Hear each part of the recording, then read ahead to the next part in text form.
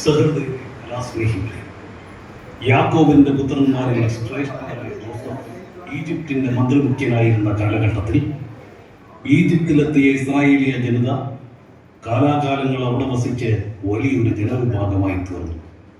കാലക്രമേണ ഈജിപ്തിലെ ഭരണാധിപന്മാരുടെയും ജനസമൂഹത്തിന്റെയും കണ്ണിലെ കരടായി തീർന്ന ഇസ്രായേലിയർ പീഡനപർവത്തിൽ നിന്നും രക്ഷ നേടാൻ ഒരു രക്ഷകന് വേണ്ടി കാത്തിരുന്നു. തന്റെ ജനത്തെ രക്ഷിച്ച് പാലും തേനുമൊഴുകുന്ന കാനാൻ ദേശത്തേക്ക് നയിക്കുവാൻ കർത്താവ് കണ്ടെത്തിയ മോശയുടെ സംഭവ ബഹുലമായ കഥയ്ക്ക് ഞങ്ങൾ നാടകാവിഷ്കാരം നൽകുന്നു. 10 കൽപ്പനകൾ.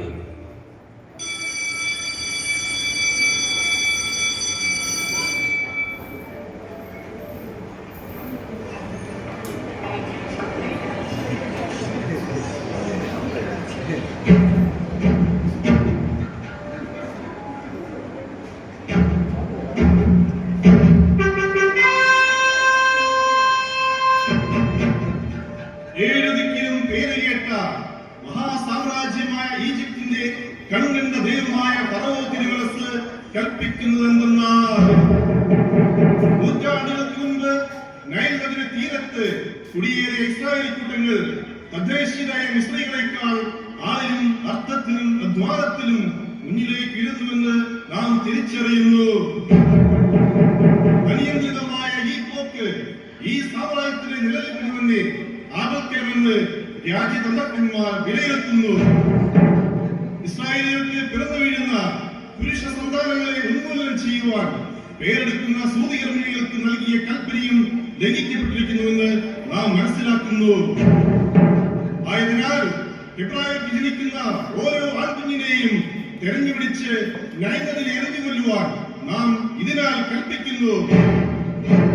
ഉഗ്രശാസ്ത്രം ലംഘിക്കുന്നവർക്കുള്ള ശിക്ഷ കിരാത പീഡനവും മരണവും വഹിക്കുന്നുവെന്ന് തെര്യപ്പെടുത്തിക്കൊള്ളുന്നു.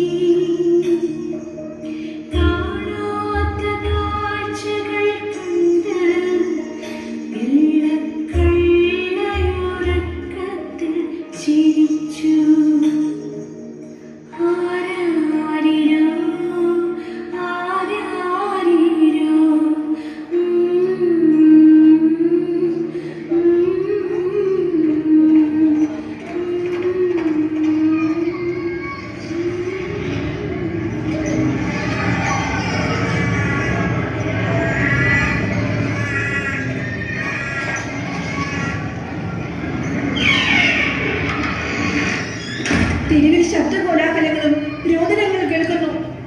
എന്താണ് സംഭവിക്കുന്നത്? തസ്കരന്മാർ കൂട്ടം ചേർന്ന് ആക്രമിക്കുകയാണോ? അതോ ഹെബ്രായ കൂട്ടങ്ങൾ തമ്മിലടിക്കുവാൻ തുടങ്ങിയോ? തസ്കരന്മാർ തമ്മിലടിക്കുന്ന ഹെബ്രായ കൂട്ടങ്ങൾ നല്ല മകളെ, അതിനേക്കാൾ വലിയ വിപത്ത് ഫറവോയുടെ നിഷ്ഠൂരന്മാരായ ആജ്ഞാനോർത്തികൾ വീട് വീടാന്തരം കയറിയിറങ്ങി ഹെബ്രായരുടെ പുരുഷ സന്താനങ്ങളെ കൊന്നൊടുക്കുന്നു. ഏത് നിമിഷവും അവരിവിടെ വന്നു കയറും. നിന്റെ ഓമന കുഞ്ഞിനെ അവർ ഇല്ല, എന്റെ മകനെ ഞാൻ വിട്ടുകൊടുക്കുകയില്ല. അവൻ എന്റെ പ്രാണനാണ്. മകളെ ജോക്കേബിയെ സൂര്യകർമ്മിണിയുടെ കരുണകളുണ്ട്.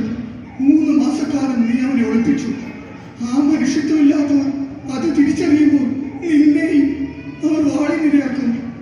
അത് കണ്ടു നിൽക്കാനുള്ള മനോധൈര്യം വൃദ്ധനായ പിതാവിനില്ല മകളെ. അങ്ങേക്ക് ഞാൻ പ്രിയപ്പെട്ടതെന്ന പോലെ എനിക്ക് എന്റെ ഈ മകനും പ്രിയപ്പെട്ടതാണ്. അവരുടെ മൂർച്ചയേറിയ ഖഡ്ഗങ്ങൾ എന്റെ ഹൃദയത്തിൽ ആഴ്ന്നിറങ്ങിക്കൊള്ളട്ടെ. എന്റെ ഈ ശരീരത്തിൽ പ്രാണന്റെ അവസാനത്തോടെ പൊള്ളുന്നവരെ എന്റെ മകനെ ഞാൻ മരണത്തിന് വിട്ടുകൊടുക്കില്ല. വികാരത്തിന് അടിമപ്പെട്ട് കണ്ണുനീർ പൊഴിക്കാനുള്ള നേരമല്ലിത്. സർവേശ്വരൻ നൽകിയ വിവേകം ഉപയോഗിച്ച് കുഞ്ഞിനെ എങ്ങനെയെങ്കിലും രക്ഷിച്ചെടുക്കാനുള്ള ഉപായങ്ങൾ ആലോചിക്കുക. അമ്മേ, ഞാനൊന്ന് പറഞ്ഞോട്ടെ. എന്റെ പൊന്നാങ്ങളെ രക്ഷിച്ചെടുക്കാൻ അതേ വഴിയുള്ളൂ എന്ന് എനിക്ക് തോന്നുന്നു. നീ എന്ത് പറയാനാ കുഞ്ഞ്? എട്ടും പൊട്ടും തിരിയാത്ത നിനക്ക് എന്തറിയാം?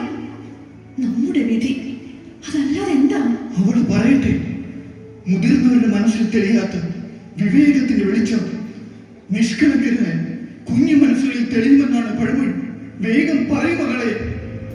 നമ്മുടെ ഈ ഭവനത്തിന്റെ പിന്നാമ്പുറത്തുകൂടി ഒഴുകുന്ന പൂന്തേനരുവി ചെന്നെത്തുന്നത് ഫറവോയുടെ കൊട്ടാരത്തിന്റെ പിറകിലുള്ള താമര പൊയ്കയിലേക്കാണ്. ഫറവോയുടെ പ്രിയപുത്രി ഈ നേരത്താണ് തോഴിമാരൊത്ത് നീരാട്ടിലെത്തുന്നത്. രാജകുമാരി ഹൃദയ വിശാലതയ്ക്ക് പേര് കേട്ടവളാണ്. എന്റെ ഈ കുഞ്ഞാങ്ങളെയും നമുക്കൊരു പിള്ളത്തൊട്ടിലാക്കി ഒഴുക്കിവിടാം.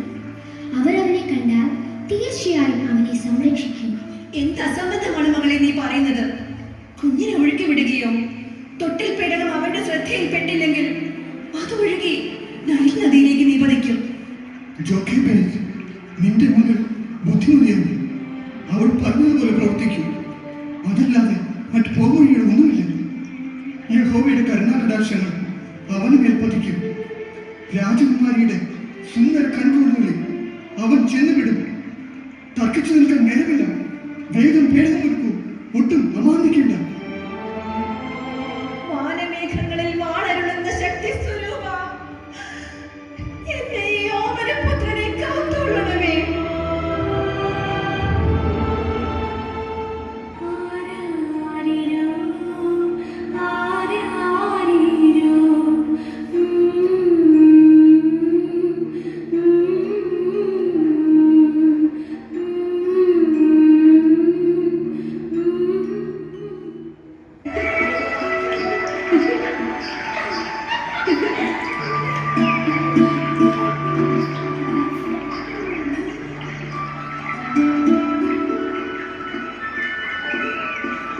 എന്റെ വിദ്യാരാജകുമാരി നിന്ന് കളഞ്ഞത് പൂന്തേനരുവിയിലൂടെ തോണി തൊഴിഞ്ഞ് അയൽ രാജ്യത്തെ കോമളന്മാരായ രാജകുമാരന്മാരാരെങ്കിലും ഈ സുന്ദര കുസുമത്തെ തേടി വരുന്നുണ്ടോ?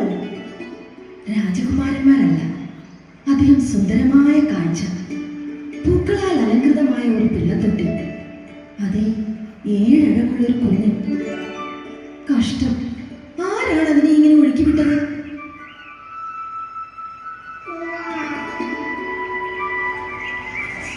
വേണ്ട കുമാരി, രാജകൽപ്പന ഭയന്ന് ഏതോ ഹെബ്രായ സ്ത്രീ ഒഴുക്കിവിട്ട കുഞ്ഞാണത്. അതിനെ തൊഴേണ്ട. മാറി നിൽക്കൂ.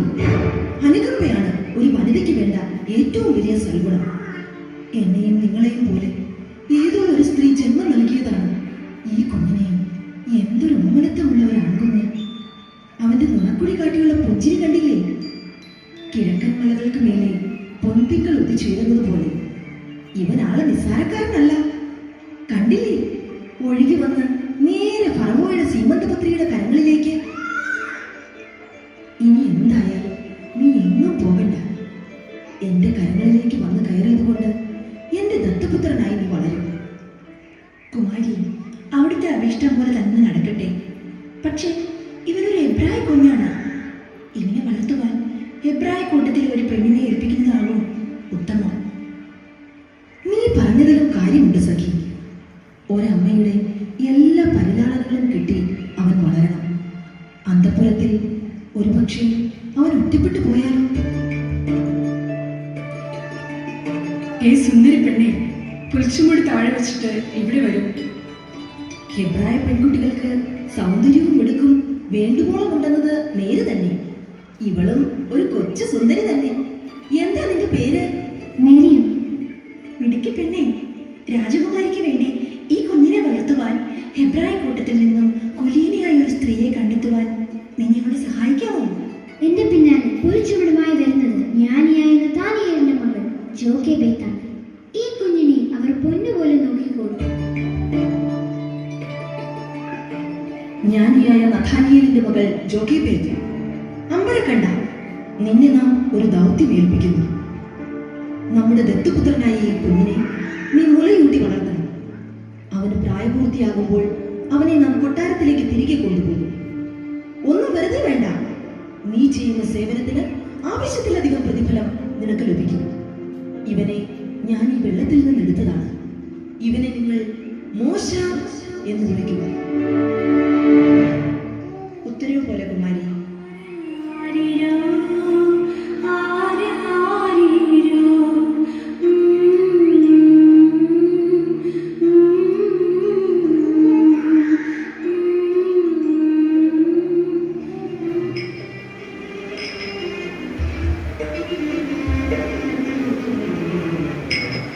മിശ്രക്കൂട്ടങ്ങളുടെ വൃത്തികെട്ട മദ്യശാല, അവറ്റകളെ പോലെ തന്നെ മദ്യവും മഹാമോശം. മായം കലർത്തിയിട്ടുണ്ടെന്നാ സംശയം. എന്നിട്ടാണോ ചഷണങ്ങൾ അനവധി കാലിയാക്കിയത്? ഒന്നിനു പുറകെ മറ്റൊന്നായി മൂക്കുമുട്ട് പാനം ചെയ്തപ്പോ വൃത്തിയുമില്ല വെടിപ്പുമില്ല, ഒരു കണിശക്കാരൻ വന്നിരിക്കുന്നു. 3 ശെക്കേല് കൊടുത്ത് നിനക്ക് മോന്താനുള്ള 3 കോപ്പ വീഞ്ഞ് വാങ്ങിത്തന്നത് ഞാനല്ലേ കൊണ്ടക്കാല? എന്നിട്ട് എന്നെ തന്നെ കുറ്റം പറയുന്നു. അവന്റെ ഒരു ശെക്കേല് കുന്തക്കാരൻ ആരാണെന്ന് ഞാൻ കാണിത്തരാം. നിങ്ങൾ ഹെബ്രായരല്ലേ? അന്തിമയങ്ങിയ നേരത്ത് മദ്യശാലയിൽ വെച്ച് എന്തിനിങ്ങനെ പരസ്യമായി അടിപിടി കൂടും? അവർ മിസറികൾ അടിമകളെ പോലെ നിങ്ങളെയൊക്കെ ചവിട്ടി മതിക്കുന്നു. എന്നിട്ടും നിങ്ങളിങ്ങനെ ലജ്ജാകരം. ഓ, ഒരു പ്രമാണി വന്നിരിക്കുന്നു. ഇതൊക്കെ പറയാൻ നീ ആരാ? ഏത് ഗോത്രത്തിൽപ്പെട്ടവനാ നീ? ഞാൻ മോശം, ലേവി ഗോത്രക്കാരാണ് എന്റെ പിതാമഹന്മാർ. ഓ, മോശ കേട്ടിരിക്കുന്നു, ധാരാളം കേട്ടിരിക്കുന്നു. ഫറവോയുടെ കൊട്ടാരത്തിൽ വളർന്നവൻ, ധാർഷ്ട്യക്കാരൻ, അഹങ്കാരി. ഞാൻ ആരുമായിക്കോട്ടെ, ഒരു ജനതയെ അടിമത്തത്തിന്റെ ചൂളയിലിട്ട് പീഡിപ്പിക്കുമ്പോൾ വഴക്കടിക്കാതെ ഒന്നിച്ചു നിൽക്കുന്നതല്ലേ ബുദ്ധി?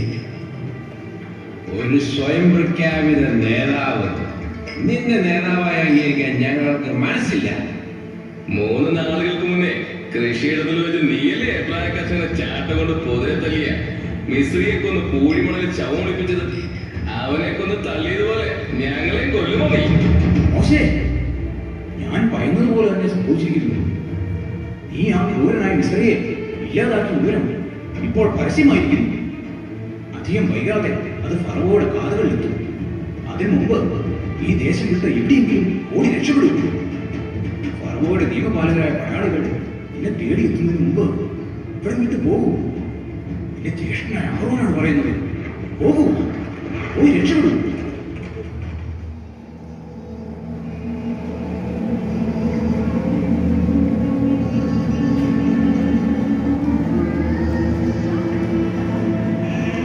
അസഹനീയമായ ചൂട് അങ്ങ് ഈ കുളിർമയുള്ള ജലം അങ്ങോട്ട് പാനം ചെയ്യുന്നു. തളർച്ചയും ക്ഷീണവും ഒട്ടൊന്ന് മാറട്ടെ. കുളിർമയുള്ള ജലം പാനം ചെയ്യുമ്പോൾ ശരീരത്തിന്റെ തളർച്ച മാറുമായിരിക്കും. മനസ്സിന്റെ തളർച്ച മാറ്റുവാൻ ഞാൻ എന്ത് ചെയ്യും?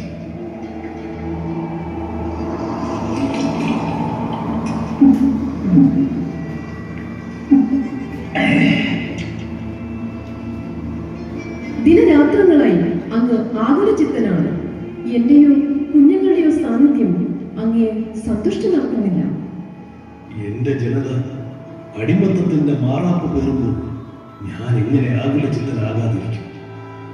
വൃദ്ധനായ ഫറവോ കാലം ചെയ്തു.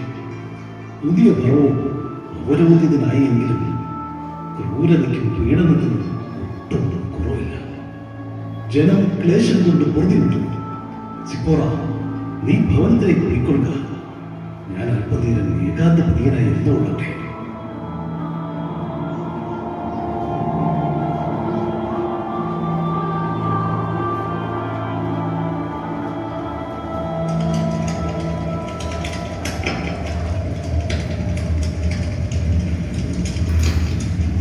ഇത് എന്തൊരു മറിമായം! മുൾപ്പടം കത്തിച്ചൊലിക്കുന്നു. പക്ഷേ അത് ചാമ്പലാകുന്നില്ല. അതിശയകരം തന്നെ. മോശ, മോശ, ഇതാ ഞാൻ ഇവിടെ തന്നെയുണ്ട്. അടുത്തു വരരുത്. നീ നിൽക്കുന്നിടം പരിശുദ്ധമാണ്. നിന്റെ പാതകങ്ങൾ അഴിച്ചു മാറ്റുക. ആരാണ് അങ്ങ്? ആരാണ് ഈ ശബ്ദത്തിനുടമ? നിന്റെ പിതാക്കന്മാരുടെ ദൈവമായ കർത്താവാണ് ഞാൻ. അബ്രഹാത്തിന്റെയും ഇസഹാക്കിന്റെയും യാക്കോബിന്റെയും ദൈവം. ഈജിപ്തിലുള്ള എന്റെ ജനതയുടെ ക്ലേശങ്ങൾ ഞാൻ കണ്ടു. അവരുടെ രോദനങ്ങൾ ഞാൻ കേട്ടു. അവരുടെ യാതനകൾ ഞാൻ അറിയുന്നു. അവരെ അവിടെ നിന്ന് രക്ഷിച്ച് തേനും പാലും ഒഴുകുന്ന ഒരു ദേശത്തേക്ക് നയിക്കുവാനാണ് ഞാൻ ഇറങ്ങി വന്നിരിക്കുന്നത്. എന്റെ ജനമായ ഇസ്രായേൽ മക്കളെ നീ പുറത്തു കൊണ്ടുവരണം. കർത്താവേ, ഞാൻ വെറും നിസാരനായ ഒരു മനുഷ്യൻ. ഫറവോയുടെ അടുക്കിലേക്ക് പോകുവാനും ഇസ്രായേൽ മക്കളെ ഈജിപ്തിൽ നിന്ന് പുറത്തു കൊണ്ടുവരുവാനും ഞാൻ ആരാണ്? ഞാൻ നിന്നോട് കൂടെ ഉണ്ടായിരിക്കും. ഞാൻ നിന്നെ ശക്തിപ്പെടുത്തും. ഈജിപ്തിനെ ഞാൻ പ്രഹരിക്കും. അവർ നിങ്ങളെ വിട്ടയക്കും. കർത്താവേ, അവിടുത്തെ അഭീഷ്ടം എന്നിൽ നിറവേറട്ടെ.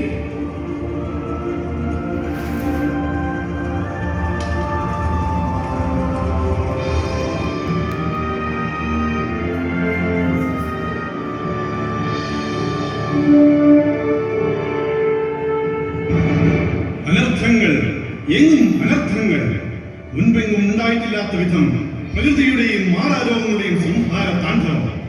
നമ്മുടെ ഈ മഹാസാമ്രാജ്യത്തിൽ എന്തൊക്കെയാണ് സംഭവിച്ചുകൊണ്ടിരിക്കുന്നത്? ജാഫേദ, അങ്ങ് അതിബുദ്ധിമാനാണ്, താന്ത്രികനാണ്, മാന്ത്രിക വിദ്യകളിൽ അഗ്രഗണ്യനാണ്. എന്താണ് നമ്മുടെ സാമ്രാജ്യത്തെ പിടികൂടിയിരിക്കുന്ന വിപത്തെന്ന് ഗണിച്ചറിയാൻ താങ്കൾക്ക് കഴിയുമെന്ന് നാം കരുതുന്നു. അങ്ങയുടെ മുന്നിൽ പലവട്ടം പരിദേവനങ്ങളുമായി വന്ന മോർച്ച, അവൻ കടൽഭൂതങ്ങളെയും പാതാള പിശാചുക്കളെയും ആരാധിക്കുന്ന ദുർമന്ത്രവാദിയാണ്. അവന്റെ ജനതയെ അങ്ങ് അടിമത്തത്തിൽ നിന്ന് മോചിപ്പിക്കാത്തതിൽ കുപിതനായി അവൻ നടത്തുന്ന പ്രത്യാക്രമണമാണ് ഈ കാണുന്നതൊക്കെ. അവനും അവന്റെ സഹോദരൻ അഹരോനും നമ്മെ മുഖം കാണിക്കുവാൻ കവാടത്തിൽ കാത്തുനിൽക്കുമെന്നല്ലേ ഉണർത്തിച്ചത്? കടന്നു വരാൻ പറയൂ, കള്ള പരിശകളോട്. മരുന്നിന് മറുമരത, വിഷത്തിന് ഉഗ്രവിഷം, മന്ത്രത്തിന് മഹാമന്ത്രം, തന്ത്രത്തിന് കുതന്ത്രം. ഈ സാമ്രാജ്യത്തിന് ഒരു മന്ത്രി, ഒരു താന്ത്രികൻ, ഒരു മഹാമാന്ത്രികൻ. അരമനക്കല്ലെങ്കിൽ അസ്ത്രമുനയ്ക്കൽ ജാഫേദ. വാക്കുകൾ കൊണ്ടല്ല, പ്രവൃത്തി കൊണ്ട് ശൂരത്വം കാട്ടി വമ്പു തെളിയിക്കൂ ജാഫേദ.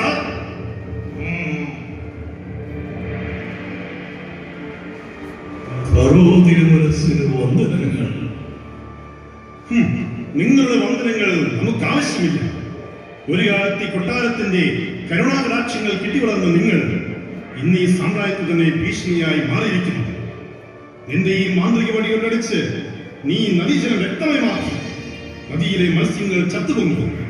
ദുർഗന്ധം വമിക്കുന്ന നദിയും തിരുവോരങ്ങളും നൈൽ നദിയിലെ ജലം പാനം ചെയ്യാൻ കഴിയാതെ ജനം ബുദ്ധിമുട്ടുന്നു.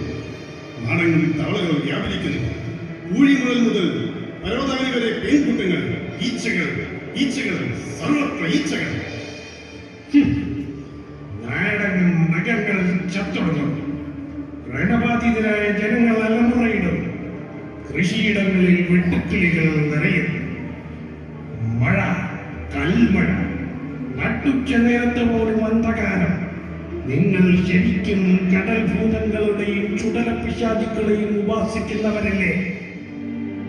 ഞങ്ങളുടെ പിതാക്കന്മാരുടെ ദൈവമായ കർത്താവാണ് ഞങ്ങളെ അയച്ചിരിക്കുന്നത്. വാനമേഘങ്ങളിൽ വാണരുന്ന ഞങ്ങളുടെ ദൈവം ശക്തനാണ്, സർവശക്തൻ. ഒന്ന് മാത്രമേ ആവശ്യമുള്ളൂ, ഞങ്ങളുടെ ജനതയെ അടിമത്തത്തിൽ നിന്നും മോചിപ്പിച്ച് ഇവിടെ നിന്ന് എന്നേക്കുമായി പോകാൻ അനുവദിക്കുക. സാധ്യമല്ല.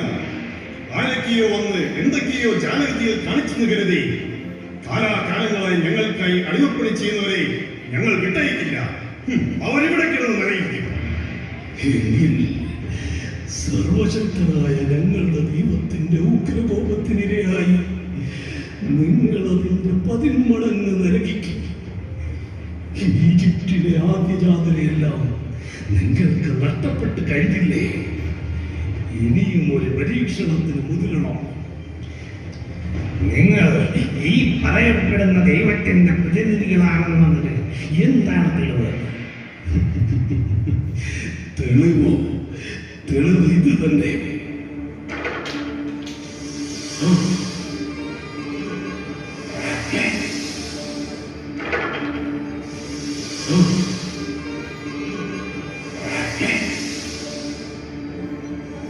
മനുഷ്യരെ, നിങ്ങളോട് പോരടിക്കുവാൻ ഞങ്ങളില്ല. പോകൂ.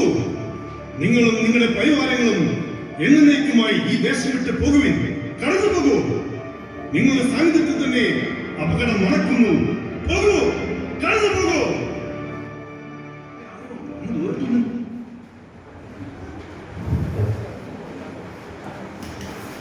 അങ്ങനെ ഒന്നിന് പുറകെ ഒന്നായി 9 പാദങ്ങളുണ്ടായി. അതിന് ശമനം വരുമ്പോൾ ഫറോവ വീണ്ടും ഹൃദയം കഠിനമാക്കി. എന്നാൽ ദൈവം 10ാമത് ബാധ അവർക്കെതിരെ ജ്വലിച്ചു. ഈജിപ്തിലെ ആദ്യജാതരെ വധിച്ചു. എങ്ങും നിലവിളി. ഭയപ്പെട്ട ഫറവോ അവരെ വെടിവെക്കുവാൻ തീരുമാനിച്ചു. സംഹാരദൂതൻ കടന്നുപോയ പെസഹായ്ക്ക് ശേഷം മോശയുടെയും അഹ്റോന്റെയും നേതൃത്വത്തിൽ ദൈവം കൽപ്പിച്ചതുപോലെ അവർ യാത്ര തിരിച്ചു. എന്നാൽ വീണ്ടും ഫറോവ അവരെ പിന്തുടർന്നു. എന്നാൽ ദൈവം മോശ വഴി വീണ്ടും അത്ഭുതം പ്രവർത്തിച്ചു. അവൻ നമ്മുടെ ജനതയെ വിട്ടയക്കുമെന്ന് തോന്നുന്നു. ജനചക്രങ്ങളുടെ ശബ്ദമല്ലേ അത്? നമ്മൾ മരണമക്കളുടെ അകപ്പെട്ടിരിക്കുന്നു.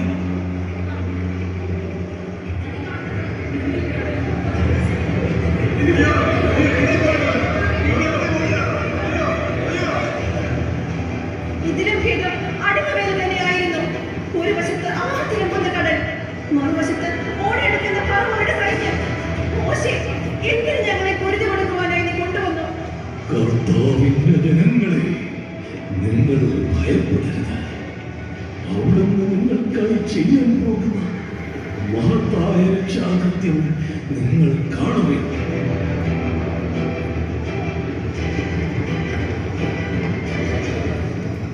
മോശ, നീ എന്തിനെന്നെ വിളിച്ച് കരയുന്നു?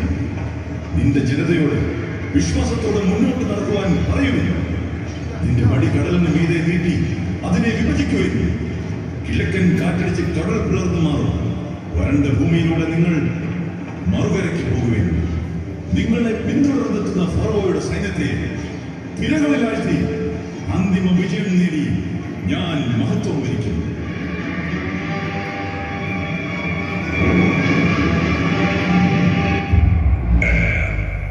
The Lord.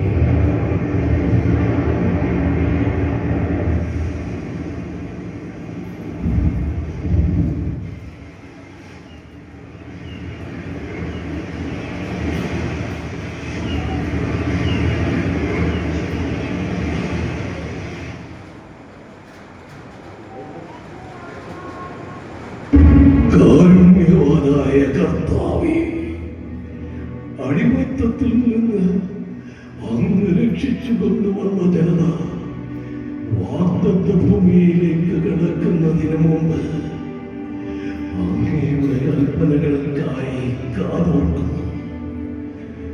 അബ്രഹാമിന്റെയും ഇസ്ഹാക്കിന്റെയും യാക്കോബിന്റെയും ദൈവമായ കർത്താവേ, അങ്ങ് കൽപ്പിച്ചാലും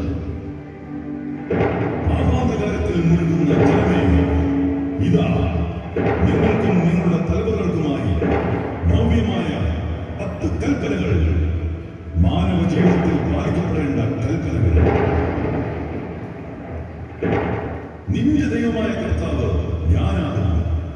ഞാനല്ലാതെ മറ്റൊരു ദൈവം നിനക്ക് ഉണ്ടാകരുത്. നിന്റെ ദൈവമായ കർത്താവിന്റെ നാമം വൃഥാ ഉപയോഗിക്കരുത്. സാബത്ത് വിശുദ്ധ ദിനമായി ആചരിക്കണമെന്ന് ഓർമ്മിക്കുക.